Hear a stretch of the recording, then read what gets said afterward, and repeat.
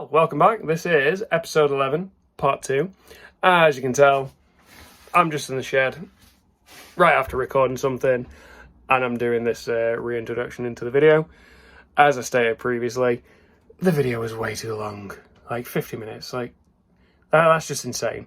So, obviously I decided to split it into 2 parts. So here is part 2, and I'm not going to spoil the surprise like I could do and tell you what's going to happen, but I'll let you guys enjoy the footage. So, talk to you soon. So, I'm back at it again today. I took a few days off because I was at work the day that I did the last set of recording, and thankfully I was able to do a little bit of planning as well and figuring stuff out. So, you'll have seen that last little scene that I was looking intently at the switch. Now, what's happened is the connections on the side where the 4 pins are, so you've got the red, white in the centre, connected to 2 of them, and then the green. Well, the red one started to severely fray. The other 2 aren't that bad. They're starting a little bit, but they're okay. They're still connected and they still work fine, but when I got the switch back in the house, the wire actually snapped. It's not a problem because even though I say I can't solve it, I can do switches no problem, but help me realise that this cavity, no matter how I routed it, no matter sort of what pickups I used, I would have had the same issue anyway. Even if, so I was looking at it and I'm like, oh, have I messed up where the hole is? But no matter how I did the hole, this would have always been a problem. Now, and again, even if I did, say, the actual hole for the front, if I did that a little bit further across, the black ground one would have been the issue as well. So, I stopped and thought about it, and you might not be able to make it out with how I got it set up, but I redrew the area to figure out exactly where the cover's going to go. And there's this section here that I've sort of greyed out, and I've taken a chunk out of it already just to test the best method of how to take this out. Basically what I'm going to do is I'm going to notch this area out all the way through to where the hole is and a little bit further down, so that the wires themselves, like it's actually the switch. So what it's going to do is it's going to create a bigger area for that section of the switch itself, and then job's good. But what I'm going to do is I'm going to notch this out, probably pause the footage, go and sort my switch out, because as much as I say I can solve it, I think I'll be able to concentrate a little bit better not being on camera. So I'm going to probably notch that bit out, bring it back in, see how it is, try not to force it in, because I think that was a lot of the problem as well. I was trying to force it down. You know, I was trying to do a bit too much. Anyway, but yeah, that's the plan. So I'm going to hook my tunes up, and I'm going to get chiseling away. So I'm just going to use my 6mm Trident chisel, and this. I tried going with grain, but what's going to happen is I'm going to scratch it a lot. So I already marked it with a knife to know where my areas are. So I'm going to just go down because there's not actually that much material to take away. Anyway, let's get this done.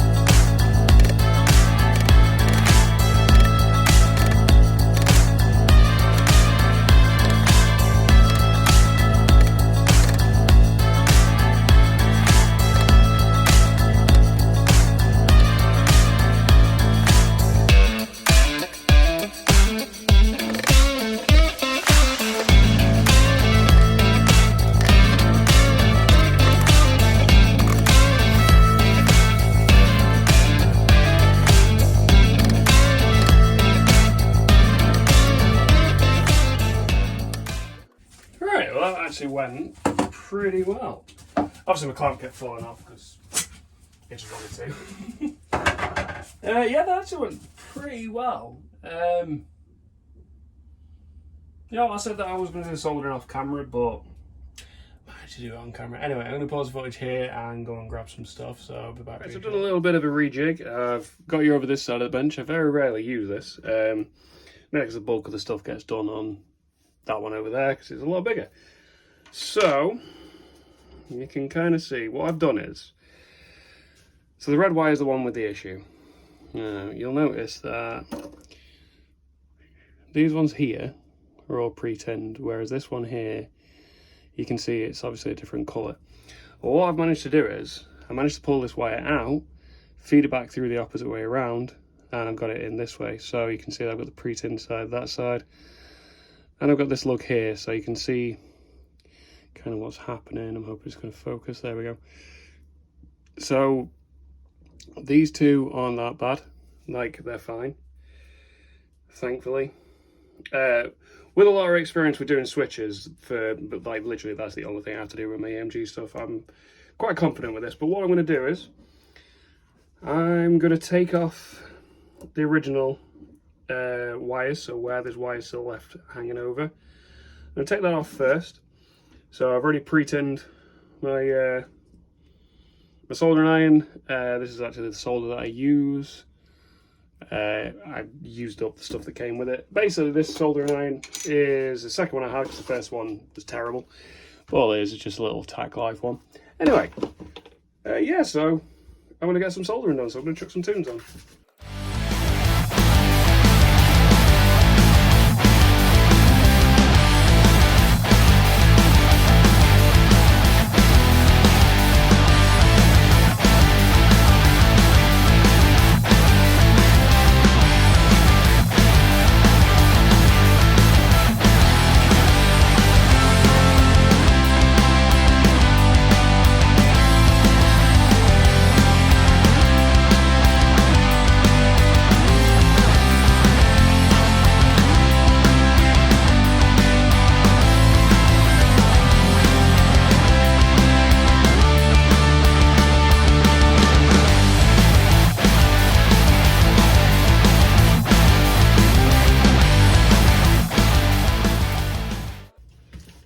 Okay, so my soldering might not be the best in the world, but I'm quite proud of that one.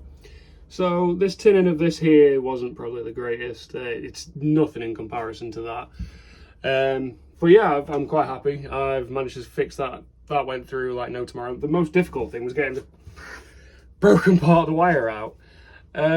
Yeah, so with my experience of AMG stuff, because I don't normally talk about this kind of thing, where there was like a little bit of a frayed wire, or it looked like it was starting to fray.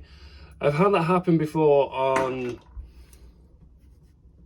might have been SPH1, yeah, SPH1, the first time around, because that was it, yeah, because my soldering iron wasn't the greatest.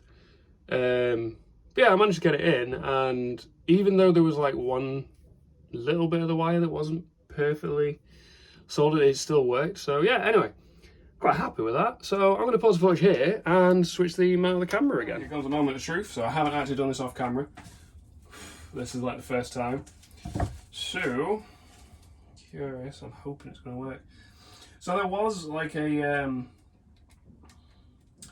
there's an insulation film, foil on the inside. That I've had to remove. Now, I'm going to say that now, because if anything goes wrong, that is my fault. But I don't think it will. Come on. Anyway.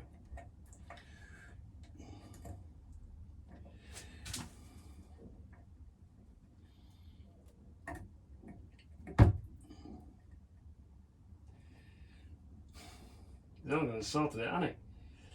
Yeah, that works exactly how I thought it was going to. Oh, that makes me happy. So it's not put any strain on the wires or anything. I've got the perfect amount coming through. Oh, that's awesome.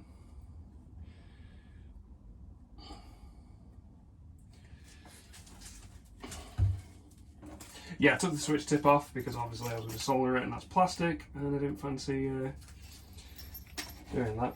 Anyway.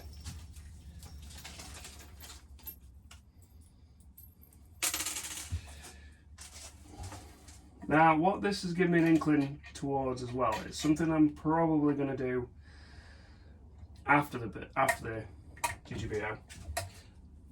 Is that? Sorry.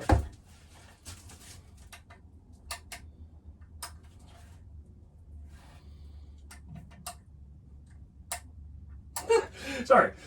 That's pretty much how I was going to set the switch up anyway, because I mentioned it before. I set my switches up so that, you know, I can go like that and like that. So that's awesome.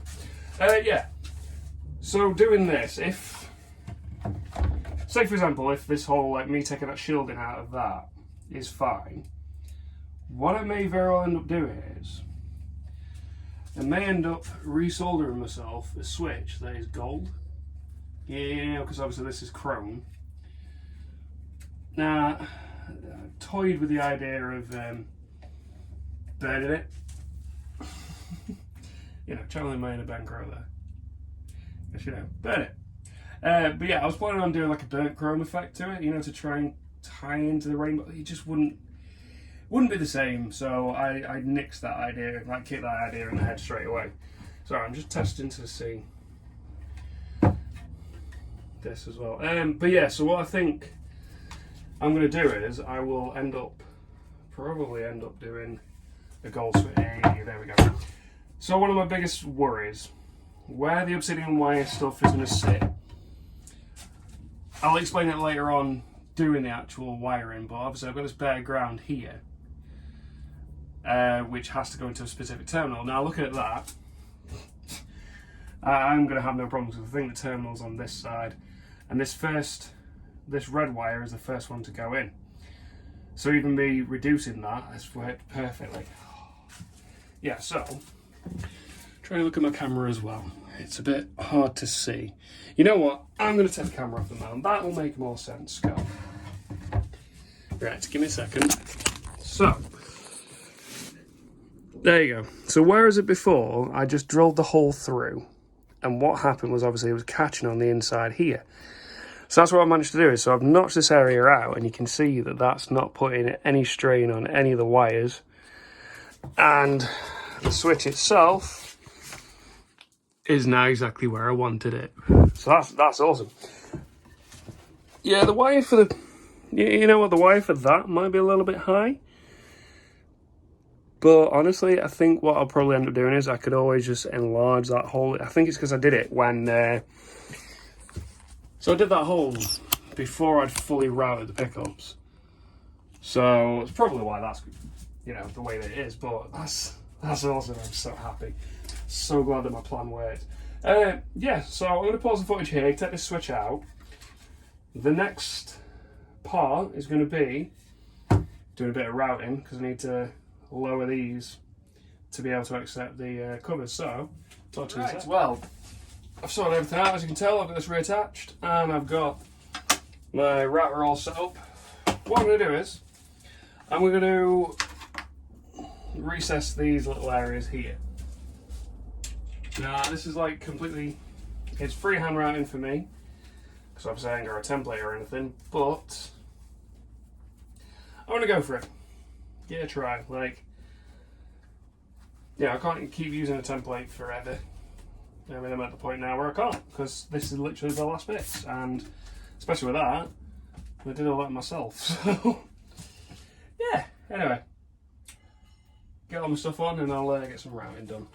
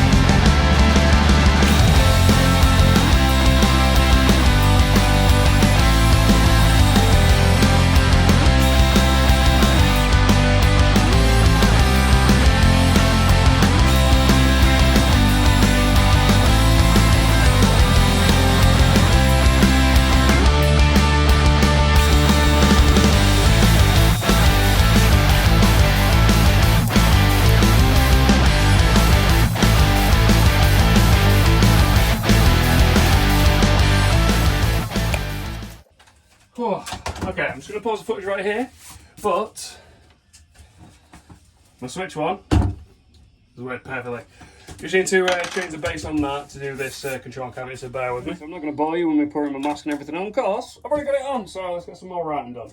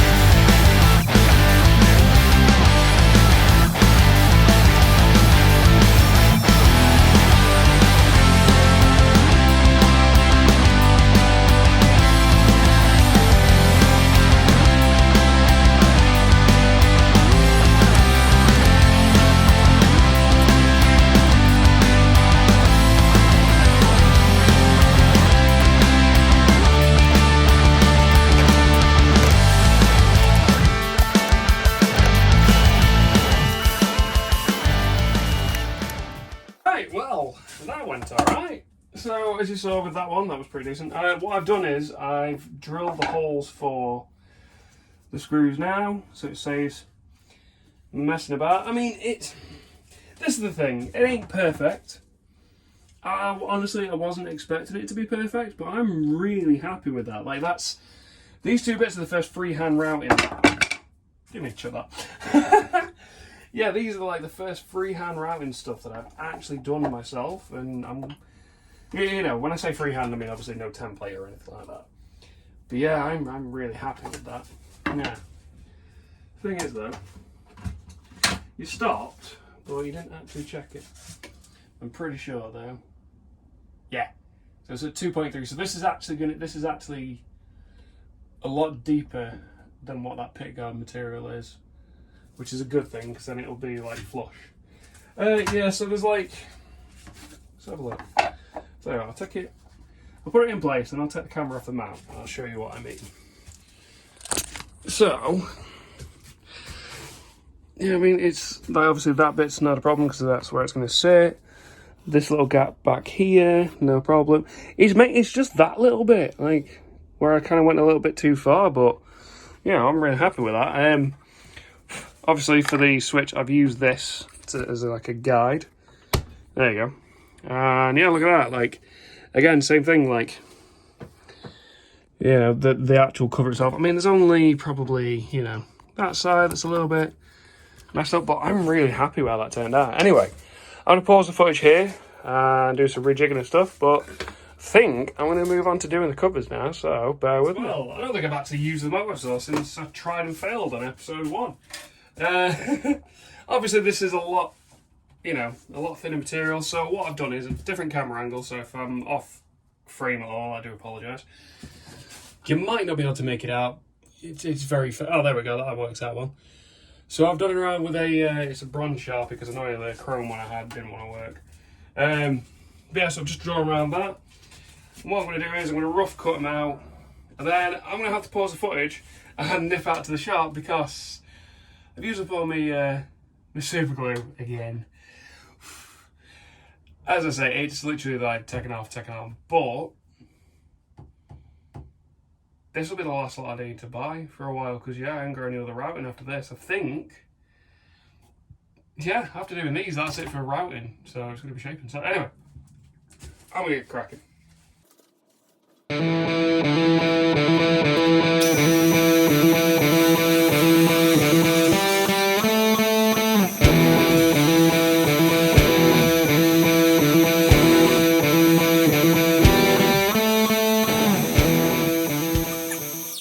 Can you tell I've had some practice with this thing? Quite proud of that one. Anyway, crack on with rust.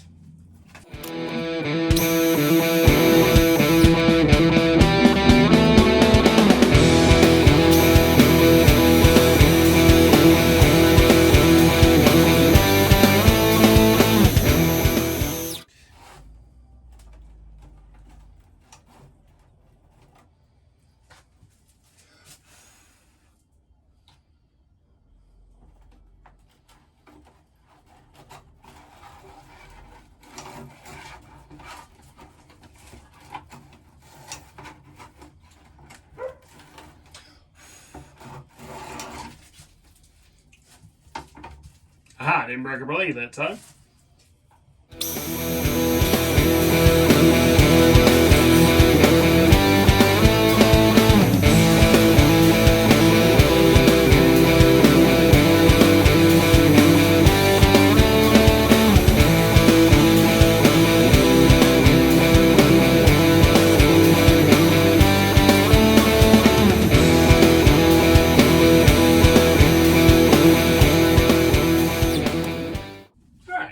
Just a rough cut out for now. Of course, here's my plan.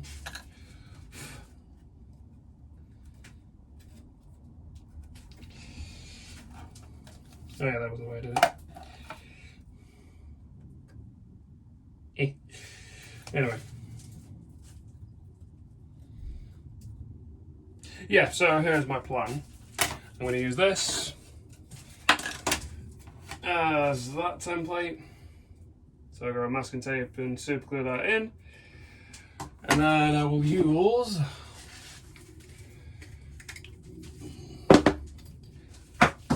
of course I drop it. I packed everything away just to tidy up a little bit.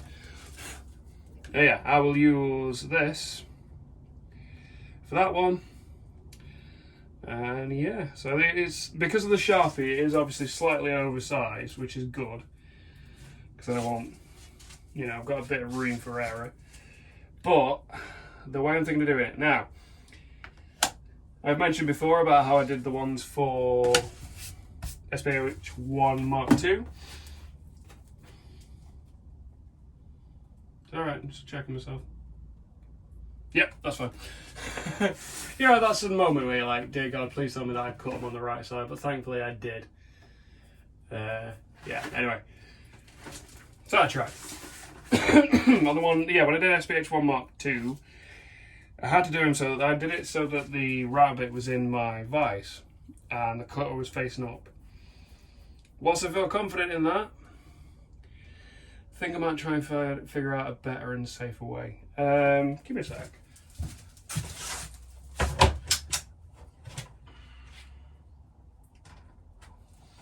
Yeah, because what I can do is I can use this particular router bit because that's done pretty well.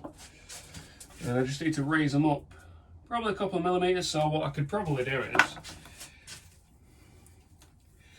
I could attach, of course, yeah, that'll do.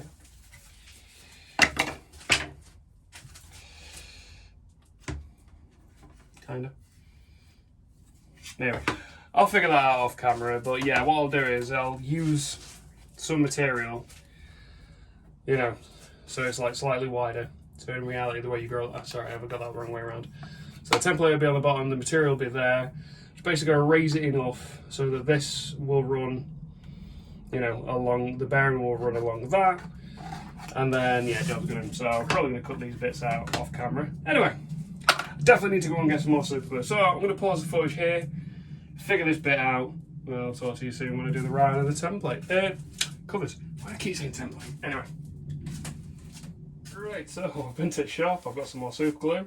So as you'll see in here, what I've done, I've got the base piece, the template, and then the actual material that I'm going to be cutting. And before I did all that, I figured out exactly how high I needed to set this, so that this is going to be a bit uneven. But yeah, the bearing is running across the template. I'm going to be very careful with that smaller one. Okay, it's good to know. Yeah, it's a little bit heavy, obviously. One sec.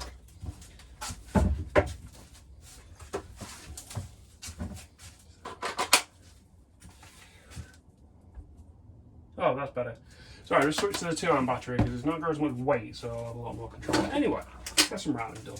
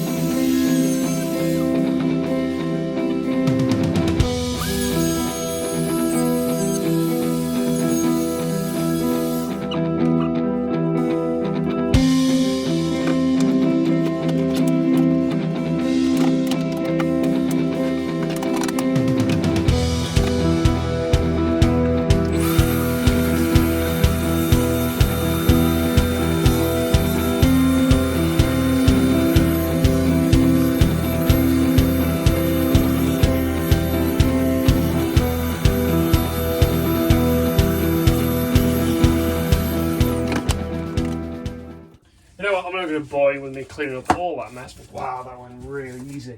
That was a lot easier to clean up than last time. Right, give me a sec. So right, this one I want to keep on this base template because I've done the screw holes. So that's what I'm just trying to do. Yep, that worked. Awesome. And that confirms as well that I've definitely got the right way around, because what's happened is obviously the tape's pulled off, which means that the side that's facing up is the one with the protective foam. That's what I was worried about earlier. But that's awesome. That didn't take long at all. I was a little bit worried about this setup, but it worked really well. This one, a bit awkward. Oh, there we go. And let's pull some of that off, that's fine.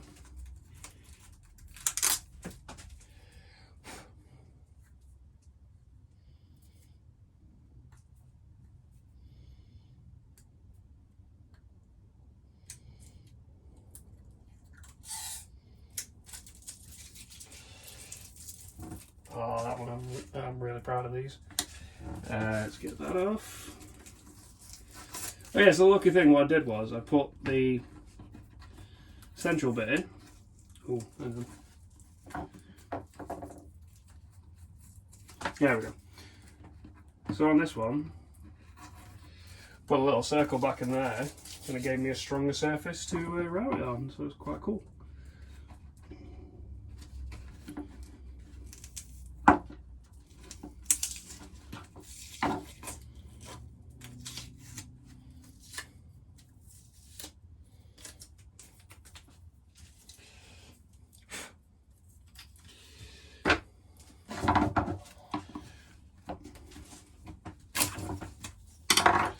There, so let's show these properly.